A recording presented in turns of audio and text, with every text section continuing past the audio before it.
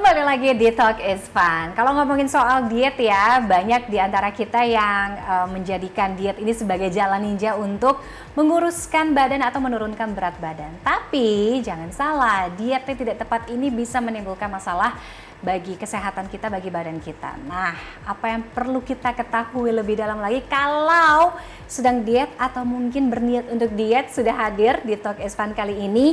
Ada Dr. Cindy Pujiadi, dokter spesialis gizi klinik. Dr. Cindy, apa kabar? Baik. Kita ngomongin soal diet ya, Dok ya. Boleh banget. Nah, kalau ngomongin soal diet, kadang-kadang pemahaman atau persepsi soal diet itu untuk sehat atau untuk ngurusin badan, nurunin berat badan gitu. Itu salah apa enggak sih, Dok? Jadi gini, diet itu artinya adalah pengaturan makan. Oke. Jadi tergantung, polanya ya, Dok? Iya, tergantung tujuannya. Kalau dia ingin menurunkan berat badan, berarti diet rendah kalori. Ya. Kalau dia ingin mengatur makannya karena dia mempunyai masalah kesehatan tertentu, misalnya diabetes, berarti diet diabetes. Ada masalah jantung, diet jantung. Jadi diet itu adalah pengaturan makan, bukan berarti kalau seseorang diet itu pasti mau kurus, karena ada juga pengaturan makan atau diet yang mau naikin berat badan. Jadi nggak selalu arti diet itu untuk menurunkan berat badan, karena tergantung daripada kondisi kesehatan masing-masing. Yang pasti adalah pengaturan makan. Diet itu sekarang ada beragam, banyak banget.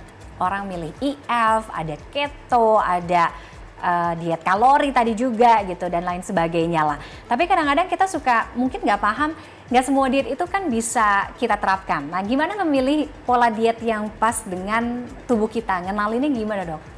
Jadi yang akan lebih baik kalau kita mau melakukan diet sebaiknya di bawah pengawasan dokter spesialis gizi klinik. Kenapa? Karena diet yang diaturkan akan bersifat individual. Jadi namanya personalized diet. Jadi biasanya datang ke dokter gizi, misalnya datang ke saya akan membikinkan meal plan-nya untuk awal ya, karena begitu pada kontrol berikutnya bisa aja berubah. Oke. Tergantung apa yang terjadi pada waktu kontrol tersebut. Jadi bukan berarti diet itu tidak makan. Nah, itu kadang-kadang suka salah kan, diet sama sekali nggak makan atau diet menghindari karbo. Jadi nggak sama sekali nggak makan karbo. Nah, itu gimana, Dok? Nggak bisa. Jadi diet tuh nggak bisa nggak makan. Jadi sering pasien datang, Dok, kalau makannya segini, mana bisa turun? Masalahnya ada kalori yang sebaiknya kita berikan jangan terlalu rendah. Karena tubuh kan perlu jalan. Bener. Kayak kamu naik mesin mobil, penggerak kan? nggak mungkin. Bensinnya segini aja deh. Nggak bisa. Ada butuh seberapa supaya badan mesti bisa jalan proses di dalamnya. Oke. Apa yang kita mesti kerjakan? Kita mesti olahraga. Karena kalau kalori terlalu rendah, bisa aja ototnya turun, kepake. Otot turun, metabolisme turun. Pembakaran dalam tubuh turun, karena ototnya turun, otot kan mahal tuh, kasih makannya mahal. Jadi kalau dia berkurang, berarti pembakarannya lebih rendah. Pembakaran lebih rendah, beratnya mungkin susah turun, atau mungkin terjadi lemaknya naik. Iya. Kalau otot turun, lemak naik, berat nggak mau turun. Jadi diet sekarang itu tidak sesimpel kilogram. Jadi diet sekarang harus target fat loss. Bukan nggak peduli berat turun, terserah apa yang turun, mau otot kayak mau air kok, enggak. Kita harus turunin lemak. Kenapa? Supaya diet yang sudah kita lakukan itu awet. Oke. Kalau kita kerjakan diet yang terlalu ekstrim misalnya, turunnya cepat, yes. Tapi apa yang turun? Kalau yang turun otot dan air, kayak air misalnya turun, kita minum lagi, naik lagi. Iya. Dan yang harus kita stabilin atau naikin adalah otot. Nah, lemaknya mesti turun. Nah, gimana caranya? Ya itu mesti dimonitor dengan suatu alat yang namanya timbangan body composition. Oke. Timbangan body composition itu bermacam-macam. Kalau di rumah sakit pasti levelnya mahal, karena level rumah sakit. Ada yang untuk di rumah. Mungkin tidak seakurat di rumah sakit, tapi tidak apa-apa. Oke. Nah, untuk orang-orang yang kadang-kadang gini, saya berhasil nurunin 15 kilo dalam waktu 1 bulan. Jadi maksudnya penurunan kilogram, penurunan berat badan yang fantastis gitu ya. Itu justru bahaya. Tidak awet. Apalagi kalau yang turun air dan otot. Nggak. Pasti itu nggak awet ya? Iya, apalagi kalau misalnya orang bilang asik diare, turun berat badan, air yang turun. Iya. Bahaya air turun terus. Dehidrasi. Dehidrasi yang ada, kita kekurangan cairan ya. Bahaya. Jadi orang pikir asik nih, banyak kencing-kencing, banyak diare. Berarti turun, ya it's kilogram. Bukan itu yang target kita. Nah, tadi karena dokter Cindy sudah mention juga soal olahraga, kadang-kadang orang juga mikir gini, yaudah kok dietnya udah jalan, jadi kayaknya nggak penting olahraga. Yang benar, diet itu harus dibarengi dengan olahraga kah? Nah, porsinya gimana dok? Harus keduanya. Harus keduanya. Jadi dietnya, misalnya dietnya saya akan berikan kalori basal misalnya gitu ya. Paling nggak dia butuh segini. Proteinnya berapa ya disesuaikan dengan, biasanya saya lihat body compositionnya pasti. Kalau dia ototnya bagus ya nggak mungkin saya kasih protein rendah, ototnya makin habis. Jadi saya mesti sesuaikan proteinnya berapa banyak. Nah olahraganya mesti langsung dikerjakan, nggak bisa besok-besok aja. Banyak orang yang pikir, olahraganya nanti aja tunggu turun. Nggak bisa tuh. Nggak bisa, karena gini, kalau kita turun otot, naikin otot itu lama loh. Ada salah satu pasien, dia diet, pengen turun cepet ya, jadi minumnya jus doang gitu misalnya gitu. Aduh. Terus 3 hari dijalanin, turunnya keren, 3 hari 2,4 kilo. Keren kan? Begitu lihat, ya 2,4 kilonya otot lagi. Lemaknya naik. Biarpun beratnya turun. Apa yang dia mesti lakukan untuk naikin otot? Dia mesti setengah mati naikin itu otot, 4 bulan dia baru bisa naikin. Gara-gara diet yang salah. Nah, banyak yang salah paham tentang penerapan diet atau pola diet. Nah, kalau mungkin dokter Cindy di sini bisa nyampein untuk menyampaikan myth busting untuk meluruskan kesalahpahaman orang soal diet gitu. Jadi yang lebih aman dan juga lebih sehat apa dok? Jadi sebenarnya target kita lebih ke arah balance diet. Balance diet. Jadi bergizi lengkap dan seimbang. Yang sering salah adalah mereka diet tanpa garam. Kita butuh garam. Nah, nggak ada garam lemes. Atau kadang-kadang nggak pakai gula. Kalau pakai gula, kita nggak butuh gula. Kita butuh karbo. Bukan gula, karbo. Karbo itu bisa dapat dari roti, dari nasi, kentang, dari buah, bisa. Jadi kita butuh karbo minimum untuk nutrisi otak. Dan yang paling penting adalah nutrisi untuk sel darah merah kita. Sel darah merah kita itu makanannya dari karbo. Jadi kalau kita nggak ada karbo sama sekali, dia tuh, aku dikasih makan apa ya? Dan kalau sel darah merah mati, bikinnya lama lagi.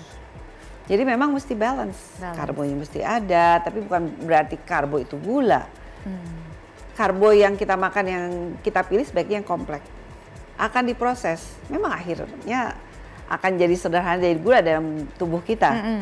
Tapi kalau kita mengkonsumsi yang kompleks, penyerapannya itu akan pelan.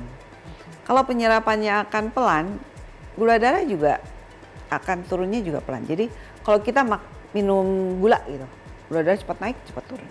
Tapi kalau kita pelan-pelan, keisi pelan, prosesnya lama dan kita kenyangnya jadi lebih lama. Iya. Tapi kalau karbo yang bil dari gula, cepat diserap, set, lapar lagi. Yang salah lagi adalah buah. Dia pikir, udahlah makannya buah aja. Buah ada kalorinya. Dan kalau kita nggak balance, ya tadi kan bisa otot turun atau gimana. Jadi kita mesti balance. Ada juga yang bilang, dok jadi aku suruh makan buah ya. Buahnya gimana? Utuh. Loh kenapa utuh? Loh kalau kamu makan apel misalnya 1, utuh. Oh jadi bukan lama kan abisnya. Akhirnya tubuh akan kasih tau otak kenyang. Oh, kalau dibandingkan minum, di jus jadi air minum, gitu kan. Otak belum dapat kasih tahu kenyang, kalori udah masuk. Oh, oke. Ya, misalnya suka bilang jus. Oke, jusnya dibuat dari berapa? Dia bilang 2 jeruk gede, karena airnya doang diambil. Mungkin kalau gede, 1 jeruk itu 100 sampai 150 kalori. 2 ada 300, 200 sampai 300. Tambahin apa lagi? Apalah nanas, terus aja tuh yang diminum kalori. Iya. Sedangkan nggak gitu kenyang, karena kenapa? Minum. kalori tetap masuk. Menarik ya, kadang-kadang ini juga baru tahu nih, ya kan, oh ternyata lebih baik makan buah utuh dibandingkan di jus. Kita taunya dia gampang aja deh minum aja, yang penting kan sama-sama buah gitu. Nah, tapi berapa banyak yang dibikin dari jus tersebut? Oke, menarik. Terima kasih Dokter Cindy sudah hadir di Talk is Fun. Insight sharingnya, informasinya bermanfaat. Mudah-mudahan untuk teman-teman di luar sana yang sedang diet atau mungkin mau melakukan diet, itu tadi ya tips-tips dari Dokter Cindy. Thank you dok. Sama-sama. It's time for Hot Picks, Hot Topics. Kita simak ini dia referensi dari cnnindonesia.com. Siapa mungkin yang ngikutin The Devil Wears Prada? Ya, ini ada tamu baru atau bintang baru yang akan ikut nih ya The Devil Wears Prada tuh. Siapa dia? Yap, Lady Gaga. Mother Monster ya, Lady Gaga akan gabung dalam sequel The Devil Wears Prada. Hal itu diketahui setelah Lady Gaga terlihat ada di Milan bersama bintang lainnya.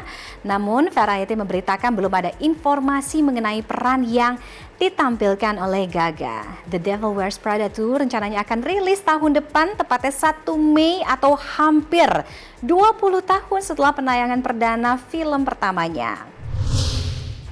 Berikutnya dari teknologi yang sudah mengunduh iOS 26. Kadang-kadang aku ngerasa kayaknya baterainya jadi cepet boros ya. Masa sih? Coba kita lihat. Sejumlah pengguna iPhone melaporkan baterai perangkat mereka katanya lebih cepat habis setelah memperbarui sistem operasi ke iOS 26. Nah, pembaruan ini memperkenalkan berbagai fitur baru seperti call screening serta desain ulang bertajuk Liquid Glass. Menanggapi keluhan itu, Apple menyatakan kondisi itu normal kok dan sifatnya sementara aja. Selain itu, Apple juga menjelaskan bahwa pola pengguna pribadi juga bisa mempengaruhi performa baterai. Nah, beberapa fitur baru di iOS 26 disebut memerlukan lebih banyak sumber daya sehingga pengguna iPhone yang meningkat setelah pembaruan dapat mempercepat habisnya daya baterai.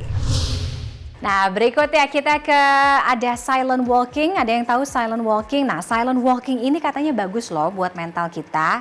Masa sih? Apa ya alasannya?